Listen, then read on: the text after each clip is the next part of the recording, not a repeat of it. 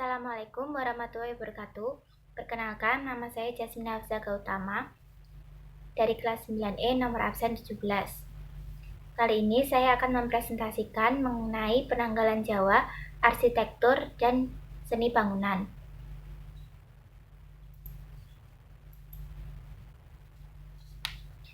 Penanggalan Jawa.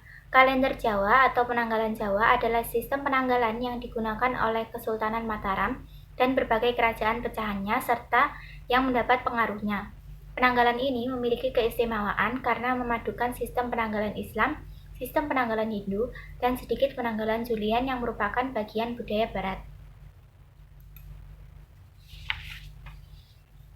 Sistem kalender Jawa memakai 2 siklus hari, siklus mingguan yang terdiri dari 7 hari, Ahad sampai Sabtu, dan siklus pekan Pancawara yang terdiri dari 5 hari pasaran.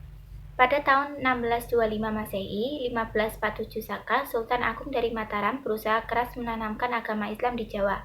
Salah satu upayanya adalah mengeluarkan dekret yang mengganti penanggalan Saka yang berbasis perputaran matahari dengan sistem kalender Komariah atau lunar berbasis perputaran bulan. Uniknya, angka tahun Saka tetap dipakai dan diteruskan, tidak menggunakan perhitungan dari tahun Hijriyah. Hal ini dilakukan demi asas kesinambungan, sehingga tahun saat itu yang adalah tahun 1547 Saka diteruskan menjadi tahun 1547 Jawa. Dekret Sultan Agung berlaku di seluruh wilayah Kesultanan Mataram, seluruh Pulau Jawa dan Madura, kecuali Banten, Batavia, dan Banyuwangi. Ketiga daerah terakhir ini tidak termasuk wilayah kekuasaan Sultan Agung. Pulau Bali dan Palembang yang mendapat pengaruh budaya Jawa juga tidak ikut mengambil alih kalender karangan Sultan Agung ini.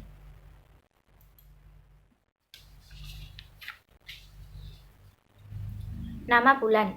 Nama-nama bulan dalam penanggalan Jawa ada 12. 1. Warana, Sura artinya Rijal. 2. Wadana, Sapar artinya Wiwit.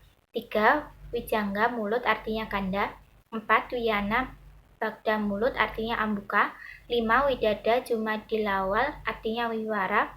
6. Widarpa, Jumadilakir artinya Rahsa. 7. Wilapa, Recep artinya Purwa. 8. Wahana, Ruwah artinya Dumadi. 9. Wanana, Pasa artinya Madya. 10. Purana, Sawal artinya Wujud. 11. Wujana, Sala artinya Wusana. 12. Ujala Besar artinya kosong.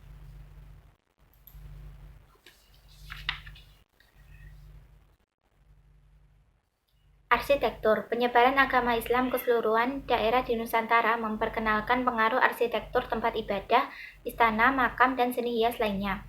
Arsitektur yang sudah ada pada Hindu-Buddha ditafsirkan kembali untuk memenuhi kebutuhan Islam. Sebut saja beberapa masjid-masjid pertama mengambil ilham dari tradisi bangunan di Jawa maupun daerah lainnya di Nusantara. Kedatangan Islam di Nusantara sejak abad ke-12 berpengaruh pada perubahan arsitektur yang lebih bersifat dialogis dari teknologis.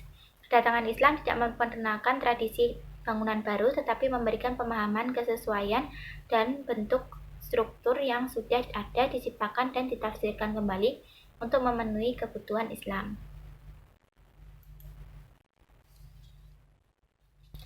Dalam arsitektur masjid-masjid pertama di Indonesia mengambil ilham dari tradisi bangunan di Jawa dan daerah lain di Nusantara, berupa 4 tiang utama menunjang atap tinggi berbentuk piramid, baik dalam arsitektur vernacular maupun arsitektur Islam. Keempat tiang diberikan makna lambang khusus. Islam tidak menempatkan Indonesia dalam badai perubahan, tetapi menyebar secara bertahap pada abad ke-14 dan ke-15.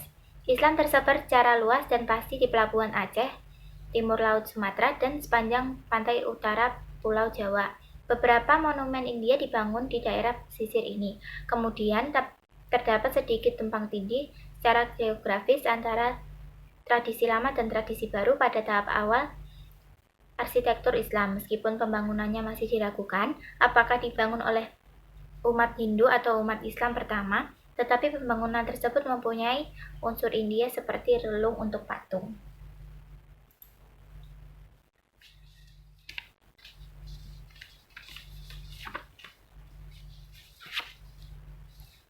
Seni bangunan. Masjid. Peninggalan masjid bersejarah di Indonesia memiliki keunikan. Oleh karena bangunan masjid di Indonesia merupakan perpaduan antara berbagai kebudayaan yang pernah berkembang di Indonesia, misalnya perpaduan antara seni bangunan Hindu dan seni bangunan Islam seperti Masjid Kudus, Masjid Demak, Masjid Ternate, Masjid Panyengat, dan Masjid Agung Cirebon. Perpaduan antara seni bangunan Islam dan seni bangunan Eropa seperti Masjid Agung Banten dan Masjid Sumenep. Perpaduan antara seni bangunan Islam dan seni bangunan India, contohnya Masjid Baitur Rahman. Beberapa hal yang menjadi ciri khas bangunan masjid kuno di Indonesia antara lain sebagai berikut.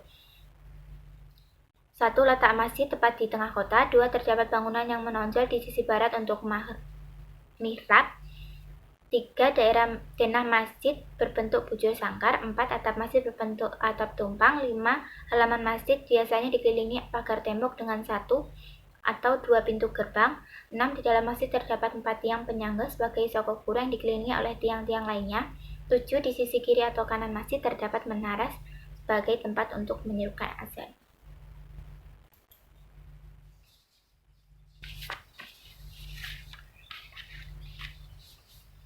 Keraton. Keraton dibangun sebagai lambang pusat kekuasaan pemerintahan.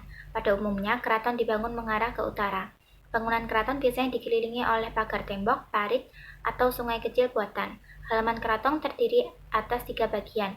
Bagian paling belakang amat disakralkan dan tidak boleh sembarangan orang memasukinya. Di depan keraton terdapat lapangan luas yang disebut alun-alun. Di tengah halaman tersebut biasanya terdapat pohon beringin sebagai lambang raja yang mengayomi rakyatnya. Nisan. Nisan berfungsi sebagai tanda kubur kebudayaan Islam. Kebudayaan Nisan diduga berasal dari Prancis dan Gujarat. Di Indonesia, kebudayaan tersebut berakulturasi dengan kebudayaan setempat. Makam kuno yang bercorak Islam biasanya terdiri atas jirat, kijing, nisan, dan cungkup. Jirat atau kijing adalah bangunan yang terbuat dari batu atau tembok berbentuk persegi panjang dengan arah lintang utara-selatan. Nisan adalah tonggak pendek yang terbuat dari batu yang ditanam di atas gundukan tanah sebagai tanda kuburan. Biasanya dipasang di ujung utara dan selatan jirat. Cungkup adalah bangunan mirip rumah yang berada di atas jirat. Demikian presentasi dari saya. Terima kasih sudah menonton. Maaf apabila ada kesalahan. Wassalamualaikum warahmatullahi wabarakatuh.